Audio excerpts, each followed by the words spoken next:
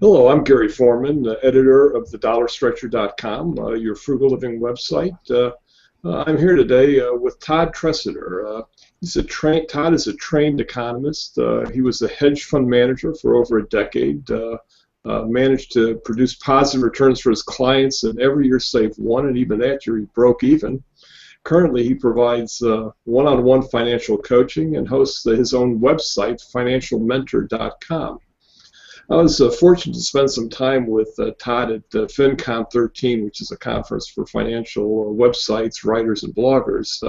And we got to spend a little time talking about his new book, How Much Money Do I Need to Retire? Which is part of his 60-minute financial solutions series. So I want to thank Todd for taking some time out today to help us understand how much money we do need to retire. Todd, current retirement planning seems to be failing. You have some statistics. 75% have less than $30,000 in their retirement accounts, and only 14% are confident that they'll have enough money to retire. What is it about a retirement system that causes it to fail so badly today? Well, there's quite a few things. One is that it's shifted from a system that was patriarchal, where there was pensions and Social Security, and people were pretty well taken care of if they just stayed with a corporation forever. And it's shifted to 401ks, where people have to take care of themselves. They have to be their own self-responsibility. And so what's happened is it requires skill levels that a lot of people have not really adopted. You have to become an actuary. You have to understand finance and investing. You have to understand savings rates and how they relate to income streams. And a lot of people just don't have those skills. And so what's happened is they just have not saved enough. The burden of responsibility got shifted, and people have not responded accordingly. Now, you talk about there are three models that are currently being used. Let's take a little time and look at each one of them. The first one is the conventional standard type model. What is it, and why doesn't it work well for us? The conventional model is really just about mathematically projecting a bunch of assumptions into the future. And so that's all those retirement calculators you see on the internet and that your financial planner uses is they're just mathematical projections into the future of a bunch of assumptions. And so what happens is your retirement plan is only as valid as those assumptions.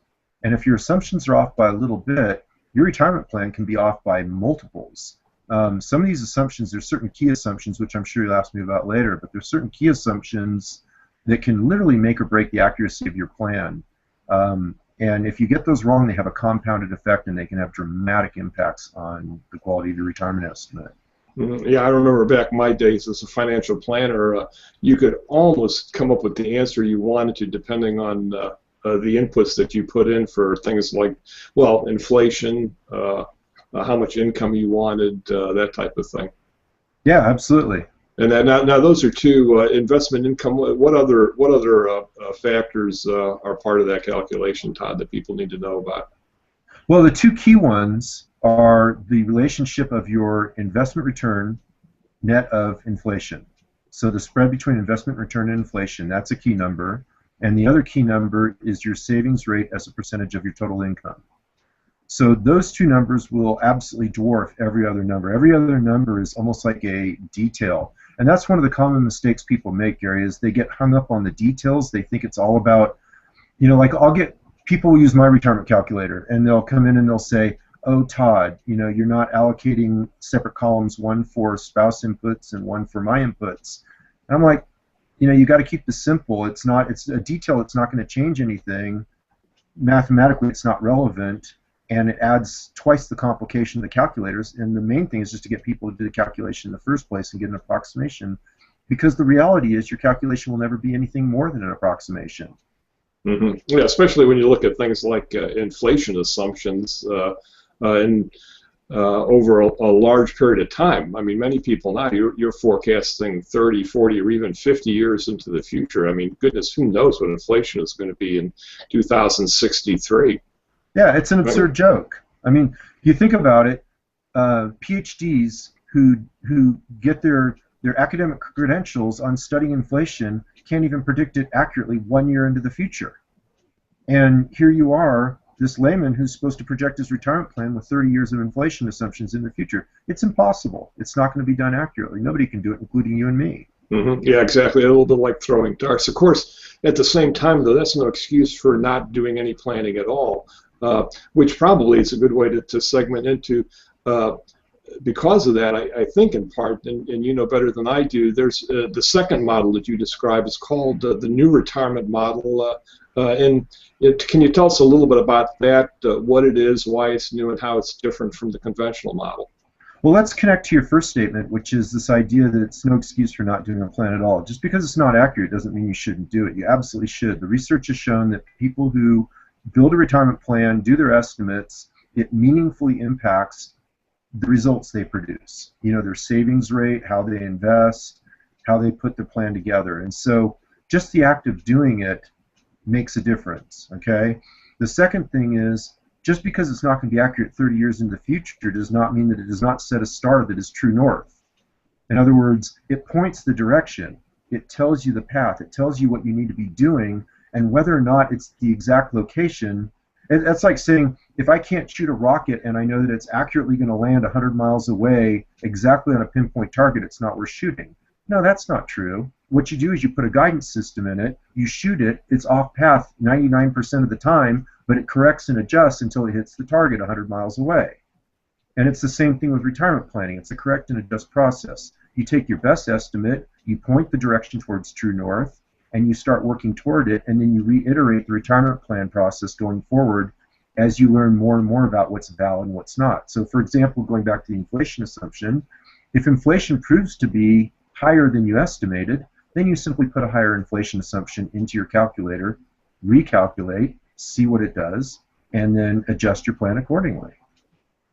Yeah, no, that's a great analogy on the moonshot, because yeah, you wouldn't stay home just because you couldn't hit it exactly, and as I recall, on all the Apollo missions, they did have finer course adjustments as they were mid-course. Totally. That's just the nature of the beast, and it's the same thing with retirement plans. It's the nature of the beast. And so to answer your question earlier about the new retirement model, that ties into this point about correcting and adjusting. There's a lot of creativity that can go into retirement planning. A lot of people have this belief structure, which is not correct, that it's just about going to your broker and compiling this big wad of assets until you no longer have to do anything of substance anymore. You know, it's like you work like a dog for 40 years, you save, scrimp and save, and then do nothing of substance for the remaining 30 years of your life. And that's nonsense. There's all kinds of creative ways of approaching life. You can build a nest egg, you can add a second career that just kind of pays the bills, gets you by, and buys time for the nest egg to multiply. You can figure out creative ways to live on less. One of my favorite rules is the rule of 300, which is simply stating that for every $1,000 that you spend, or even every $1 that you spend on a monthly basis, it requires roughly $300 in assets to support. So when you get to a meaningful number like 1,000, that's $300,000 difference in assets needed to support it. And so when you start understanding these rules and you start understanding how the game is played, you can come up with creative solutions that work for you. For example, you know, you may have a boat that you don't really need anymore, or you don't like. You may find that you'd be just as happy living in a home in a less expensive location, or moving abroad, or traveling full-time in your motorhome. There's all kinds of creative ways to recreate your life to make the numbers work for you. Actually, I think we're going to see a lot of that as the baby boomers get to retirement age. I don't think the gold watch that our parents took when they got 65 and moved south and went to the golf course, I don't think the boomer generation, those that follow, are going to all take the same path. Well, and for another reason too, it's an idea we hadn't hit on, but it's key to this whole question, which is longevity has changed. Yes. And quite a bit, and it's changing as we speak. And with the developments in biotechnology, you and I might live a lot longer than we expect. And so this longevity assumption changes the math of retirement planning as well. Yeah, very much. I remember I did a column on Social Security a little bit ago, and the current when Social Security was started, average longevity was 67 years, and so yeah, they expected to pay for 2 years. Well, now average longevity is in the mid-80s, and if you watch any of the TED reports, they talk about things that instead of moving the average longevity by a month or a week, that it could be years at a shot, where people could easily be looking at living to 110, 120 ages that we wouldn't even think of today. Well, and I'm even going to add on to your longevity assumption of 80s. You're taking average lifespans, and Yes. It's not actually the way it works. If you've got a healthy couple at age 65, they have a longevity assumption of one spouse living into their middle 90s already today, and that's a forward-moving assumption. In other words, by the time you hit that point, the longevity assumptions will be extended even further forward, because they're growing at a rate of about 1 year for every 3 years. Mm-hmm. Yeah, you're exactly right. I wasn't using the terms correctly. And now, a minute ago, you were talking about shifting from an asset-based model more to an income-based model or cash flow model. Can you explain that for our audience? It's a mistake I made, and I didn't really understand it until I lived through it, which is the assets aren't as important as the cash flow they produce. That in the end, really, assets, you can think of it like a second derivative or something if you want to get with fancy language. The cash flow is the thing that really matters. And so when you're thinking in terms of cash flow-based model, it redirects your very investment strategy, because you start thinking in terms of dividend income. You start thinking in terms of real estate that's income-producing real estate, assets where you're not spending down the principal in order to have income to spend. So the way the income model works is you start thinking in terms of how do you amass enough assets that produce passive income that exceeds your expenses. And that's very different from simply saying, how much money do I need to retire? And you come up with these assumptions that have to do with safe withdrawal rates, volatility of assets, all these other things. When you're focusing on the income, it completely changes the math. Now, there's a lot to consider in that, but are there one or two things that you'd like everybody who sees our little chat to take away from it in terms of their own retirement? Yes, yeah, so the big takeaway, Gary, I'd like to see everybody listening do is to rethink how they assume and look at retirement planning for themselves, and to drop this whole idea that you're supposed to work like a dog for 40 years and scrimp and save so you can do nothing of substance for the remaining 30 years of your life. Just forget that whole idea, because there's a much more fulfilling way to approach life, which is to think of an interjection. It used to be life was broken up into 4 phases. There was birth, school, work, death. And now because of longevity and greater health of life, you now have the opportunity to live your life according to birth, school, work, or career, and then a fulfillment stage followed by a final demise into death.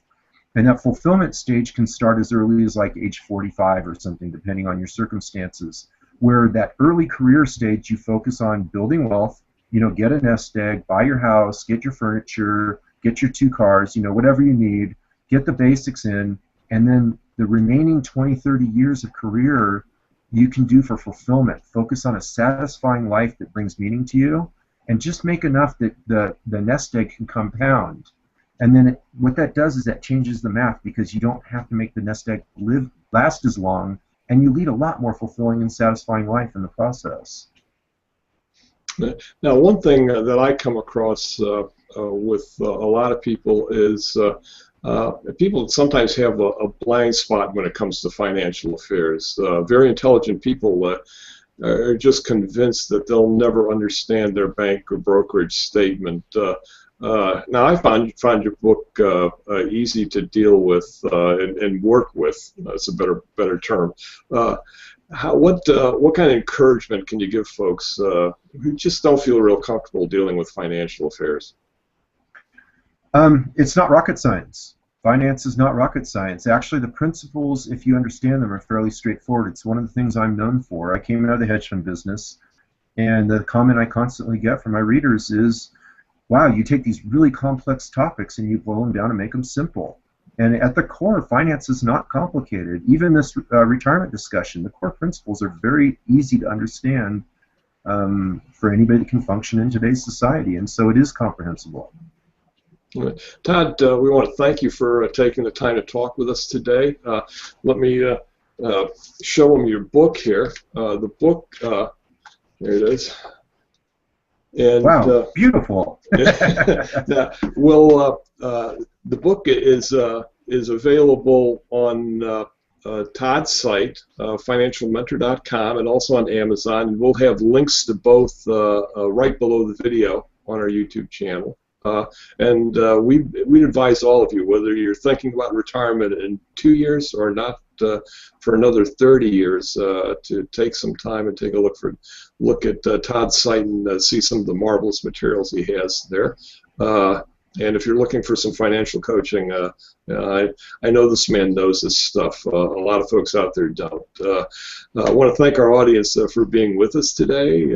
Please visit thedollarstretcher.com on our website, on all the social media channels, and follow us on our YouTube channel as well. Thanks for being with us, and we'll look forward to seeing you again soon. Thank you, Gary. Thanks, Todd.